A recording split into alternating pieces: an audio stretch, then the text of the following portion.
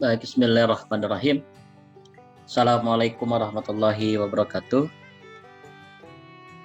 Innal hamdalillah nahmaduhu wa nasta'inuhu wa nastaghfiruh wa na'udzu billahi min syururi anfusina wa min sayyiati a'malina. May yahdihillahu fala mudhillalah wa may yudlilhu fala hadiyalah.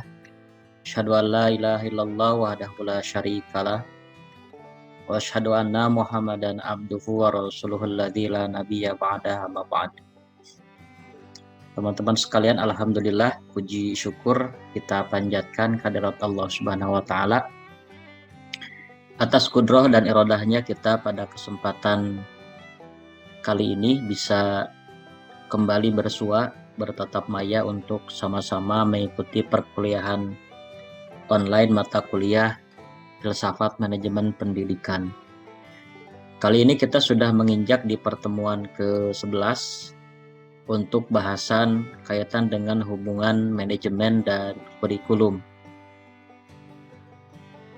Bahasan ini penting untuk sama-sama kita pahami karena istilah manajemen dan kurikulum ini lekat dengan dunia pendidikan umum, pendidikan Islam, maupun hal-hal yang berkaitan dengan kehidupan sekolah, kemudian kehidupan guru, siswa atau peserta didik, dan stakeholder pendidikan. Nah, oleh karenanya, teman-teman sekalian, menjadi penting kita kemudian memahami makna dari manajemen dan kurikulum yang kemudian kita bisa mengambil hubungan atau korelasi antara manajemen dan kurikulum ini.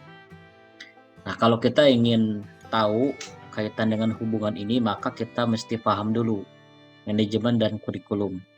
Kalau manajemen, Bapak yakin teman-teman sekalian sudah banyak diberikan nutrisi ilmu kaitan dengan manajemen, dan juga kurikulum termasuk diantara hal yang sering dan akrab di telinga kita gitu. Namun barangkali pada kesempatan kali ini saya akan coba memberikan atau menyampaikan materi dalam pendekatan yang lebih analitik kaitan dengan kurikulum ya. Karena kalau manajemen dan kurikulum itu dua kata yang masing-masing saling berhubungan, karena manajemen ini sifatnya masih umum dan kurikulum ini tidak akan bisa berjalan dengan maksimal begitu kalau tanpa adanya manajemen yang baik. Jadi kalau kita gambarkan teman-teman, antara kurikulum dan manajemen ini merupakan sesuatu yang saling berhubungan, memiliki tingkat korelasional yang sangat tinggi begitu. Jadi kalau digambarkan antara manajemen begitu, antara manajemen dan kurikulum. Manajemen memang bisa berdiri sendiri, begitupun dengan kurikulum maknanya bisa berdiri sendiri. Tetapi dalam kurikulum ini ada proses-proses manajemen begitu. Secara sederhana ya, secara umum, dalam kurikulum ini ada proses-proses manajemen. Artinya kurikulum akan maksimal jika manajerialnya juga maksimal. Begitu. Jadi manajemen ini sangat dibutuhkan dalam proses implementasi dari kurikulum ini. Makanya teman-teman perlu dipahami kaitan dengan bagaimana pola manajemen dalam mensukseskan kurikulum dan bagaimana makna kurikulum yang sebenarnya kemudian bisa kita kaitkan dengan prinsip-prinsip manajemen begitu. Nah, di sini kita tidak akan membahas lebih dalam kaitan dengan manajemen, tetapi kita akan lihat dari sudut pandang kurikulum ya, bagaimana kurikulum itu bisa berjalan.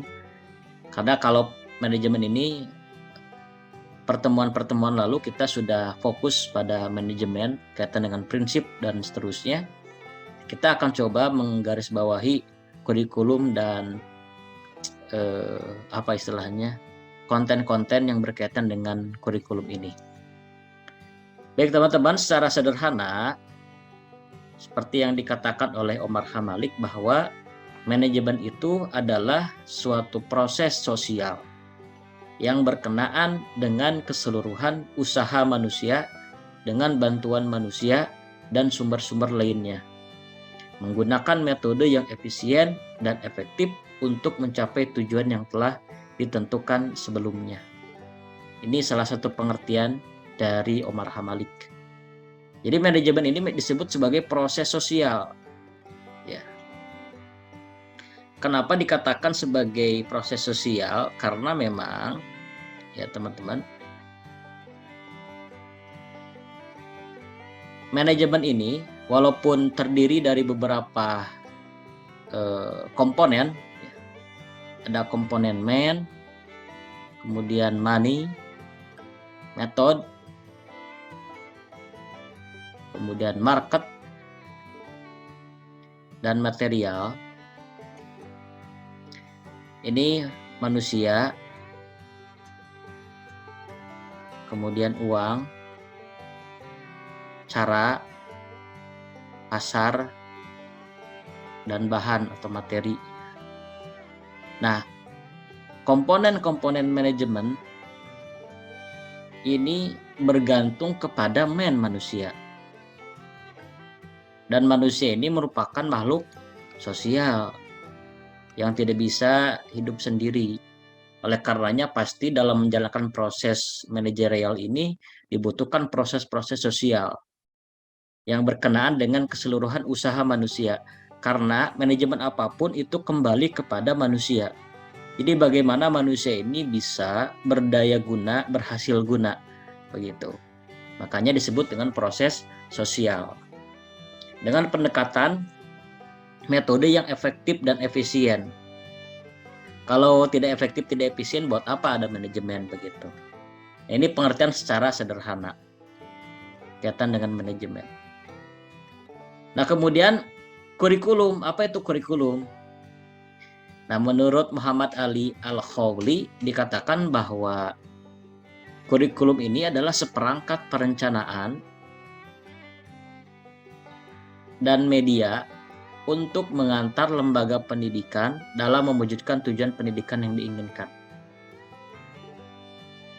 Menurut Muhammad Ali Al-Khawli dalam Kamus Tarbiyah Inggris Arab yang diindonesiakan. Jadi kurikulum ini tidak berdiri sendiri. Ada seperangkat perencanaan, planning, rencana-rencana, juga kemudian media yang dengan perencanaan dan media ini bisa mengantarkan lembaga pendidikan kepada tujuan yang diinginkan. Nah, kita lihat dalam proses mewujudkan keinginan lembaga pendidikan ini, maka dibutuhkan rencana dan media. Tentu saja penggunaan rencana dan media ini diolah melalui proses manajemen. Tidak mungkin berdiri sendiri atau berjalan sendiri. Nah, ini diantara korelasional antara manajemen dan kurikulum. Satu sama lain ini bisa memberikan implikasi. Manajemen itu bisa dikatakan suatu ilmu yang kalau tidak diterapkan dalam sebuah objek, maka ilmu itu tidak akan ada artinya.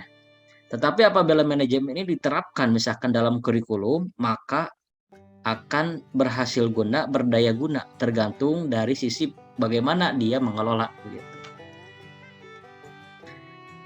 Nah, kemudian kita bahas kaitan dengan komponen kurikulum. Jadi kurikulum ini dikatakan merupakan salah satu komponen pokok dari pendidikan. Jadi ini pendidikan misalkan ya, pendidikan ini tidak bisa berdiri sendiri tanpa adanya kurikulum. kurikulum tadi, yang sumbernya adalah manusia. Jadi pendidikan sangat bergantung terhadap kurikulum begitu. Dan kurikulum ini mempengaruhi bagaimana sukses atau tidaknya lembaga pendidikan. Nah, kurikulum ini juga sama memiliki komponen dan sistem masing-masing begitu. Dari dalam kurikulum itu. Sehingga proses ini, penyatuan ini dilakukan dengan proses manajemen. Maka dikatakan di sini bahwa komponen kurikulum dalam pendidikan sangat berarti karena merupakan operasionalisasi tujuan yang dicita-citakan.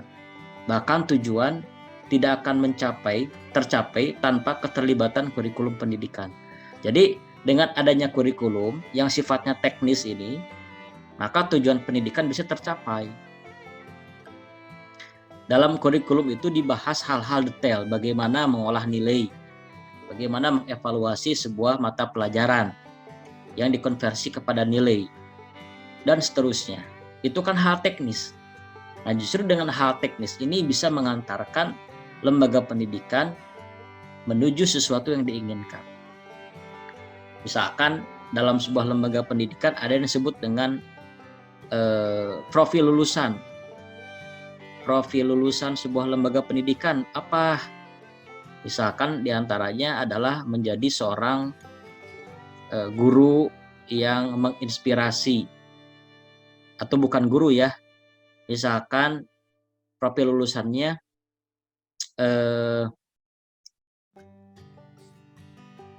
pengacara, misalkan pengacara, kemudian ada pengusaha. Nah, lembaga pendidikan ini ingin mencetak para alumnusnya sebagai pengusaha dan sebagai pengacara misalkan. Maka proses-proses ini ditempuh melalui hal-hal teknis ya, yang kemudian masuk dalam bagian kurikulum. Tidak bisa serta-merta langsung ujuk-ujuk ada jadi pengusaha tanpa adanya proses yang tadi begitu. Nah, ini urgensitas atau pentingnya dari sebuah kurikulum. Selanjutnya teman-teman, dikatakan bahwa komponen kurikulum ini paling tidak mencakup tujuan.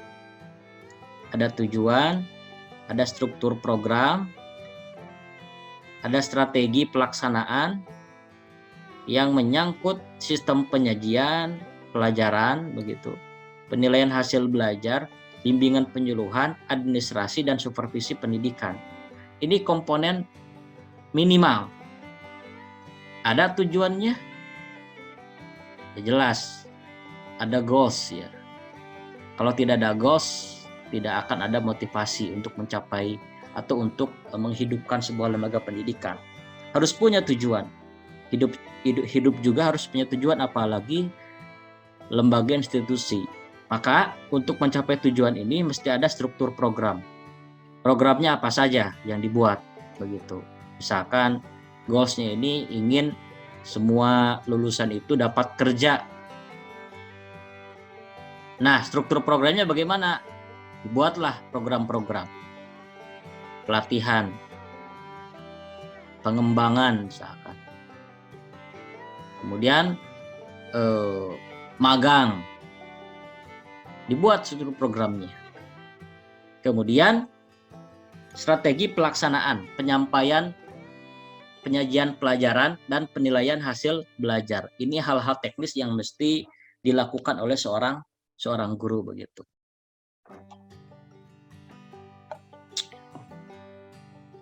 Nah, kemudian teman-teman, supaya lebih mudah, maka ada pengklaster atau klasterisasi komponen kurikulum. Yang pertama, klaster komponen dasar. Jadi setidaknya ada beberapa klaster. Ini klaster yang pertama nih dari kurikulum. Yang pertama ada konsep dasar, tujuan, ya. Prinsip. Ini lebih fundamental ya. Pola organisasi kurikulum, kriteria keberhasilan, orientasi pendidikan, dan sistem evaluasi. Ini sifatnya fundamental. Teoritis fundamental teoritis, dan menjadi acuan, juga komprehensif.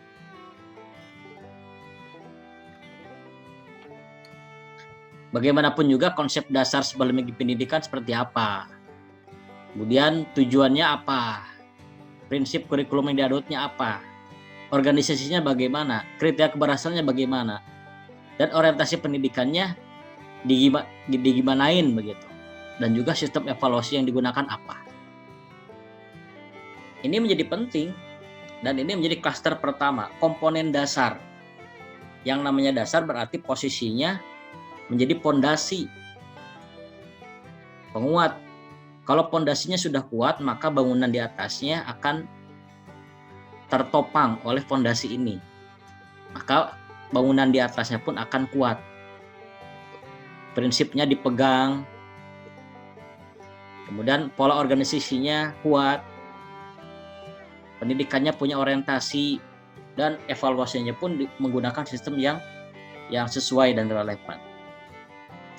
Kemudian klaster yang kedua adalah klaster komponen pelaksana. Tadi kan komponen dasar, sekarang komponen pelaksana. Ini mencakup materi pendidikan, ini materi ya.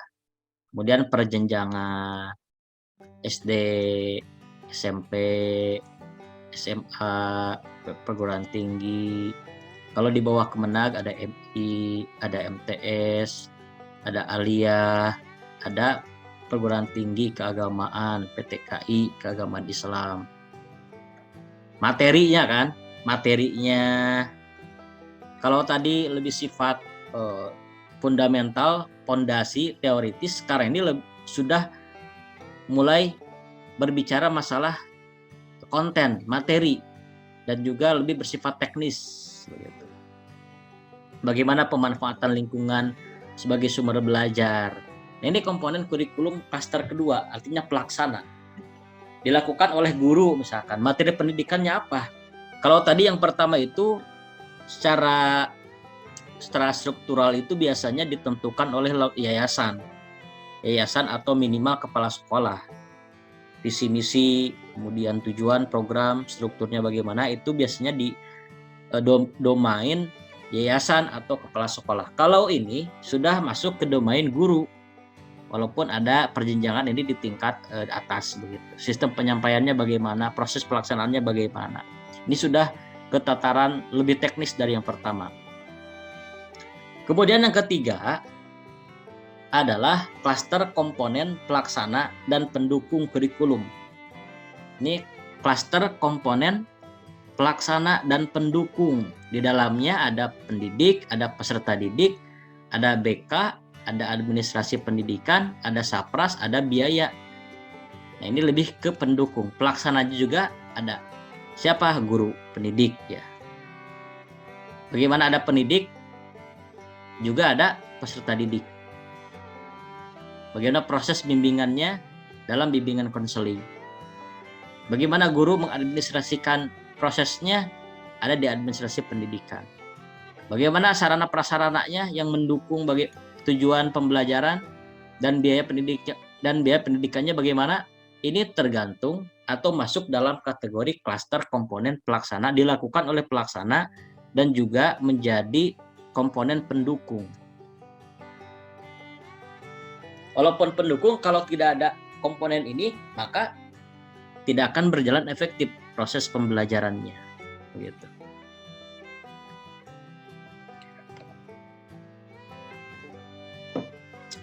Kemudian, nah klaster yang keempat itu,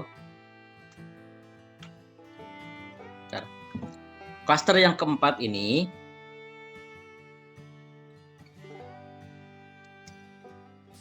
nah kalau klaster keempat adalah klaster komponen usaha-usaha pengembangan, yakni usaha pengembangan terhadap ketiga klaster yang tadi.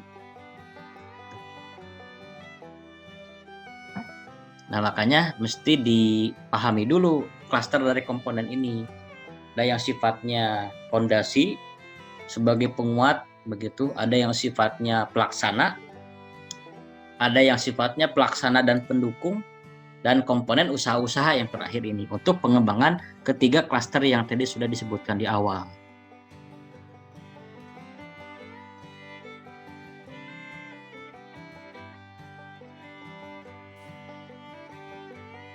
Nah, kemudian teman-teman,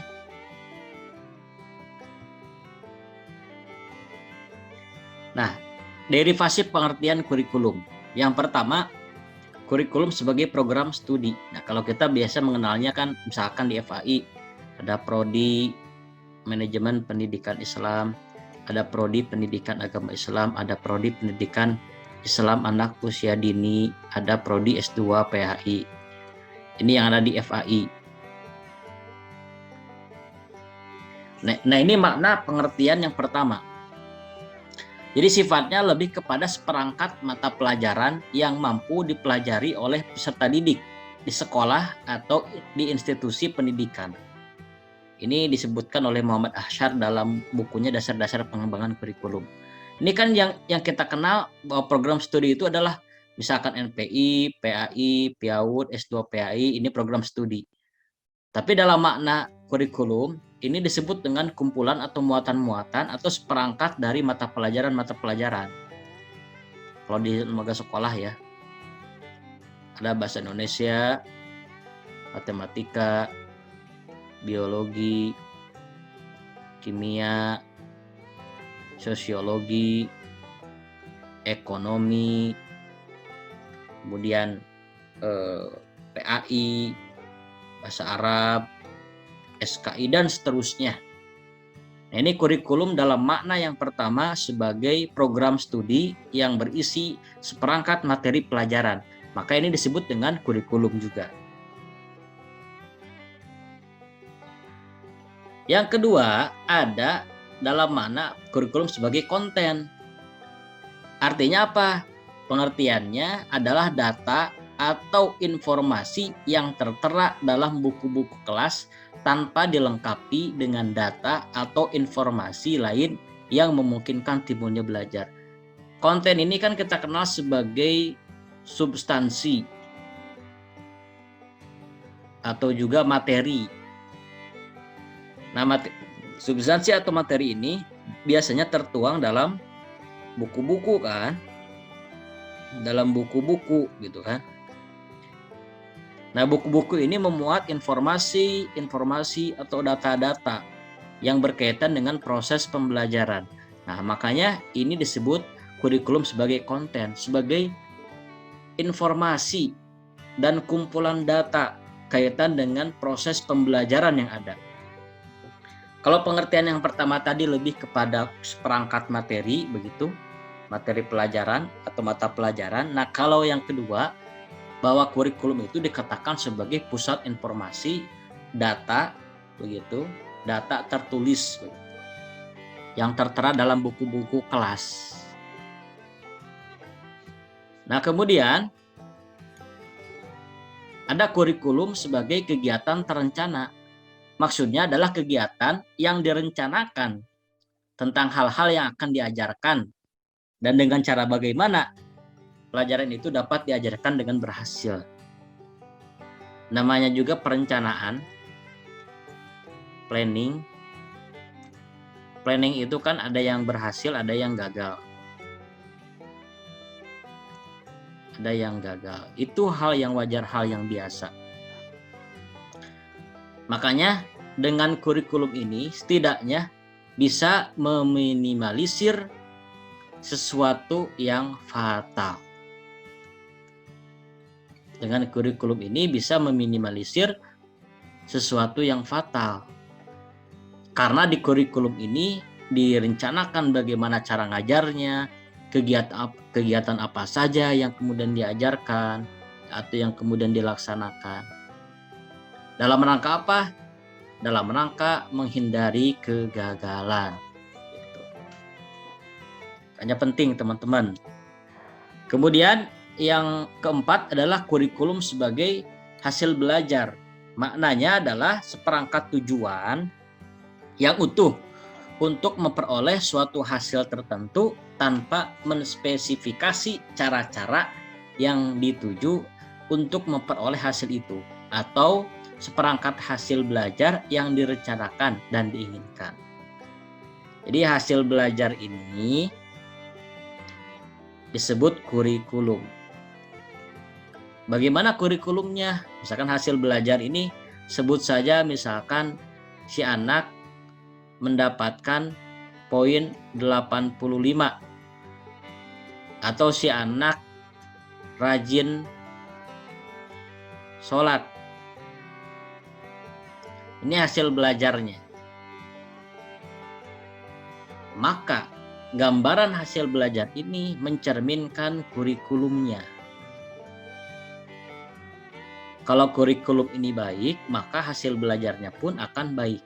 Sebaliknya, kalau hasil belajarnya tidak sesuai ekspektasi, bisa dikatakan bahwa kurikulumnya tidak efektif dalam proses pembelajaran.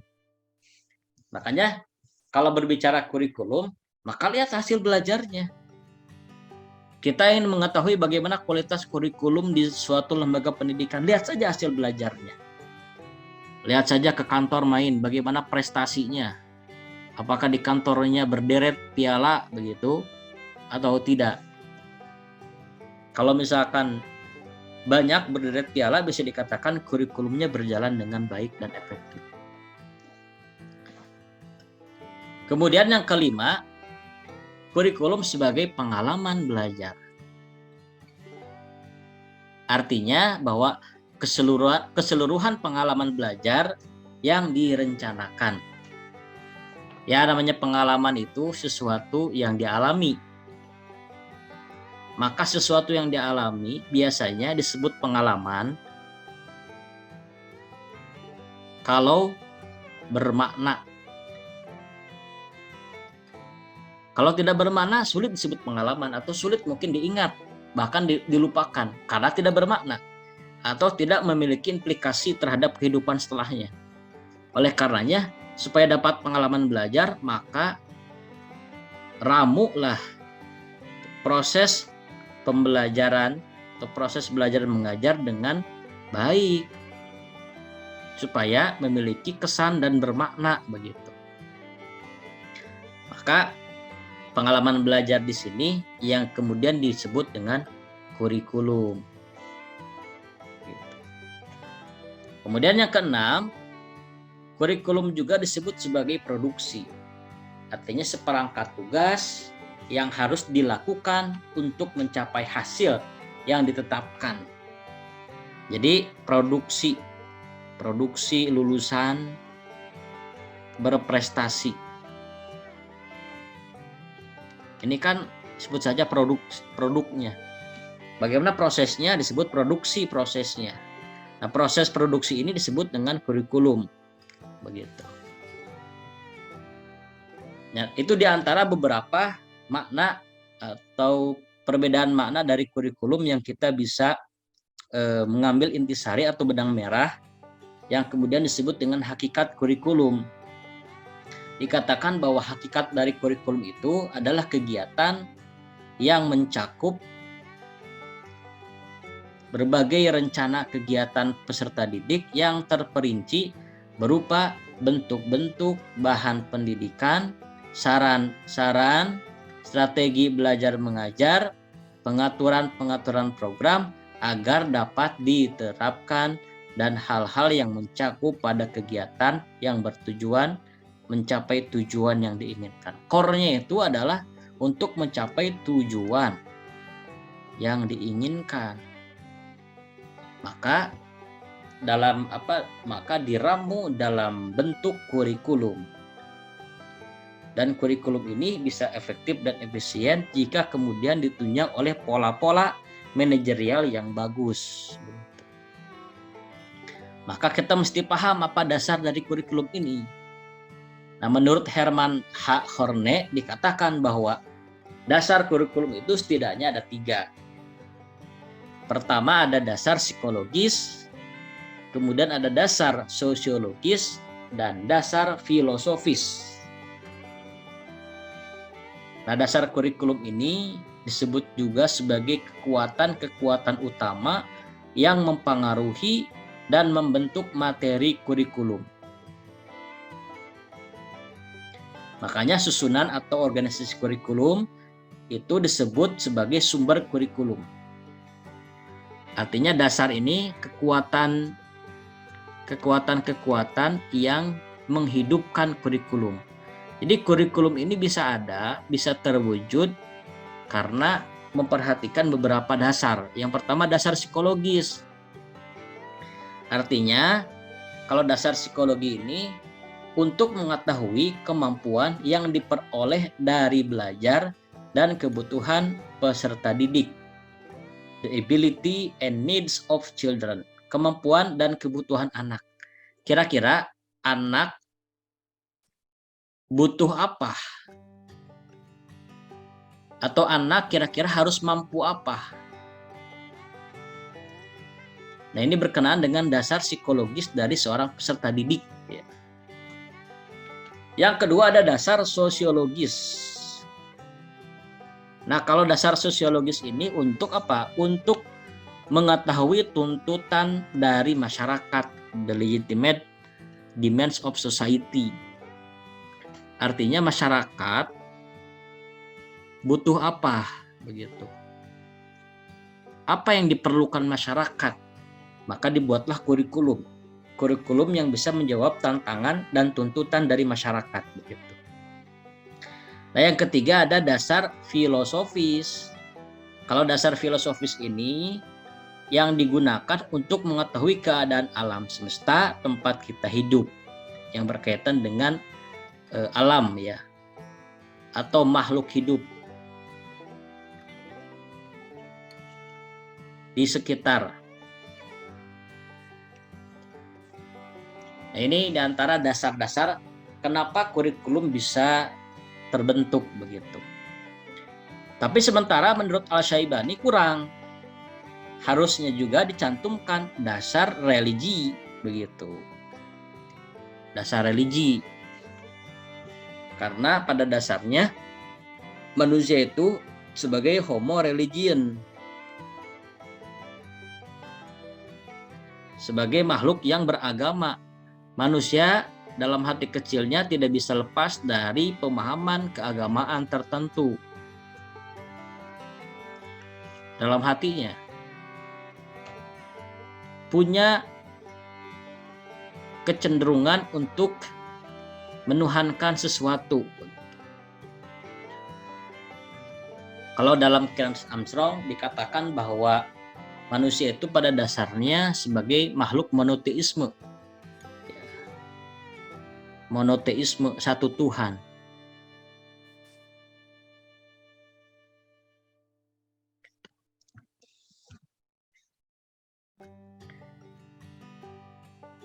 Makanya ini menjadi penting yang mendasar gitu, kaitan dengan dasar religi.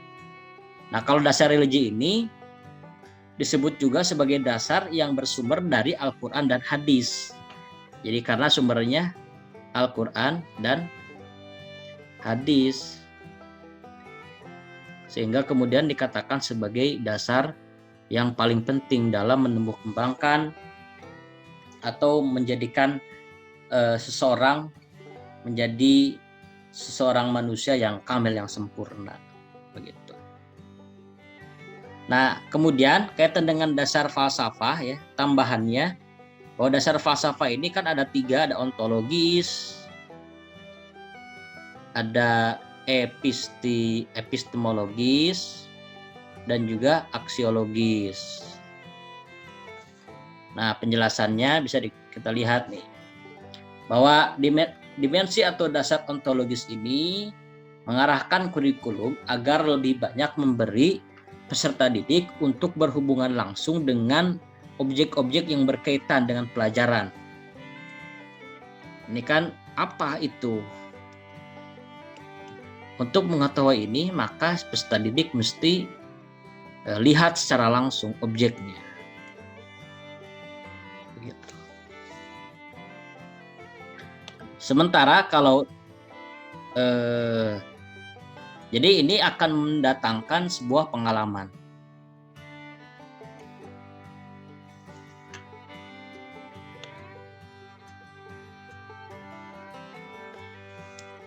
Jadi dengan pahamnya ini, dengan orientasi berpikir seperti ini, si anak nanti punya pengalaman karena langsung bersentuhan dengan objek. Di surat Al-Baqarah ayat 31 memberikan gambaran betapa Nabi Adam dikasih kabar, langsung dikasih tahu oleh Allah nama-nama. Wa 'allama Adama asma'a kullaha. Begitu. Semuanya langsung, sehingga punya pengalaman dan bisa melihat langsung. Dasar yang kedua, epistemologi. Ini perwujudan kurikulum yang valid, harus berdasarkan metode ilmiah. Kalau ini kan menjawab pertanyaan bagaimana. Karena bagaimana berarti harus diketahui dari mana, bagaimana prosesnya. Maka harus menggunakan pendekatan metode yang ilmiah. Sementara yang ketiga, aksiologis ya. Kalau aksiologis ini mengarahkan pembentukan kurikulum yang dirancang agar memberikan kepuasan pada diri peserta didik dan memiliki nilai-nilai ideal. Ini asas manfaat. Bagaimana dengan kurikulum ini si anak didik begitu bisa dapat manfaat atau memiliki nilai ideal, sehingga bisa menghindarkan dari segala sesuatu yang tidak diinginkan. Nah, kurikulum ini harus mengacu kepada dasar-dasar seperti ini. Dasar dasar religius, psikologis, sosial, dan filsafat atau falsafah. Dan falsafah ini setidaknya ada 3. Yang pertama ada ontologis, si anak harus sampai pada pengalaman begitu, melihat objek secara langsung.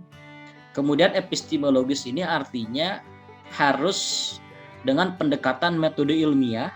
Dan yang ketiga aksiologis, untuk kemudian si anak atau peserta didik dapat mengambil manfaat dari kurikulum yang sudah kita rancang. Kemudian sampai pada memiliki nilai-nilai ideal. Nah, makanya orientasi dari kurikulum ini adalah pelestarian nilai-nilai, kebutuhan sosial, kemudian tenaga kerja, peserta didik, dan masa depan. Jadi kurikulum ini harus berorientasi pada pelestarian nilai-nilai. Nilai-nilai mesti nilai-nilai agama, budaya, gitu. Kemudian tata krama, etika harus dilestarikan begitu dengan kurikulum yang kita rancang. Yang kemudian orientasi yang kedua adalah kebutuhan sosial, kebutuhan masyarakat. Kurikulum harus menjawab kebutuhan dari masyarakat.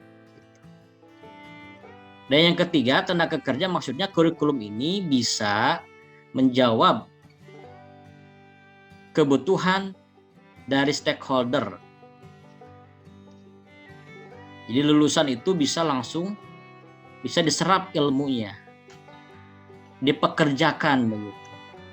Kemudian berorientasi kepada peserta didik artinya harus melihat peserta didik sebagai pusat.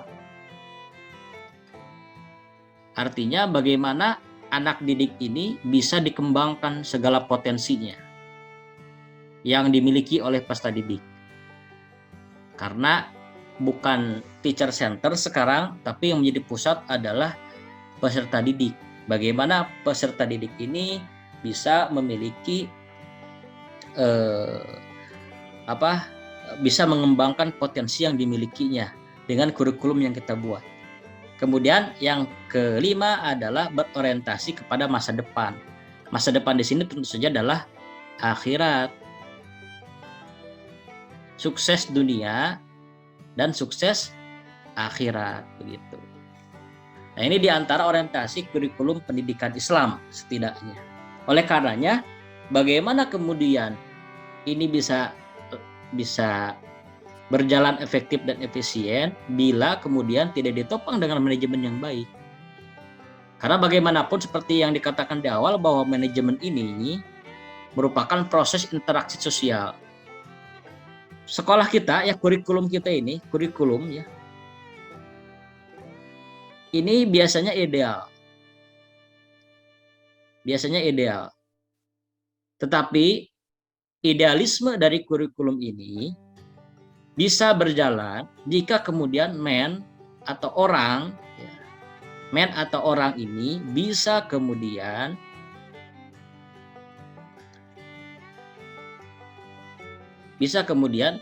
memaksimalkan segala potensi yang dimiliki oleh lembaga pendidikan tersebut.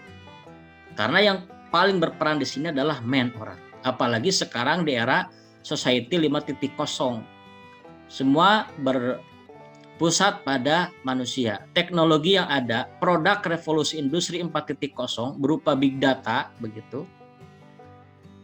Kemudian Ntar Bapak coba hapus dulu ya sebagian.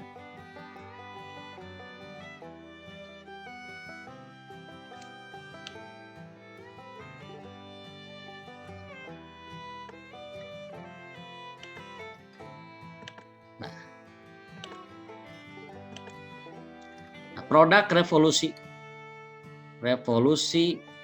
4.0 ini kan ada big data. Sekarang data di mana-mana, data kita ada di awan istilahnya. Kemudian Internet of Things atau IoT, dan juga AI, Artificial Intelligence, kecerdasan buatan. Nah, kecerdasan buatan ini dimanfaatkan oleh manusia. Ini yang kemudian disebut dengan Society 5.0 itu. Bagaimana manusia bisa menguasai produk revolusi industri. Makanya hubungan manajemen dan kurikulum ini jelas sangat berhubungan, dan yang paling berperan di sini adalah bagaimana mencetak seorang manusia yang kamil, yang kafah, begitu, yang paripurna setidaknya menurut ukuran kita, yang bisa mengelola, memanage potensi-potensi yang kita miliki saat ini. Karena Allah Subhanahu wa Ta'ala sudah menerapkan atau menakdirkan manusia sebagai pengelola alam semesta, pengelola bumi ini. Oleh karena teman-teman sekalian, penting sekali kita menetapkan sebuah kurikulum dalam pendidikan ini berorientasi atau berbasis manajemen yang baik. Tanpa manajemen yang baik, maka kurikulum ini tidak bisa berjalan dengan maksimal, dengan efektif dan efisien. Nah, itu teman-teman barangkali yang bisa Bapak sampaikan pada kesempatan kali ini. Nah, tugasnya silakan tulis dalam kertas ya, satu lembar pakai tulis tangan saja, poin-poin penting yang tadi Bapak sampaikan kaitan dengan bagaimana hubungan antara manajemen dan kurikulum, begitu. Itu diantara tugas yang ingin Bapak sampaikan pada kesempatan kali ini. Mudah-mudahan kita semua senantiasa sehat, kita semua dilindungi oleh Allah Subhanahu wa Ta'ala, dan kita semua bisa memaksimalkan segala potensi yang sudah Allah berikan kepada kita. Aqulu qouli hadza wa astaghfirullah li wa lakum wal afu minkum. Assalamualaikum warahmatullahi wabarakatuh.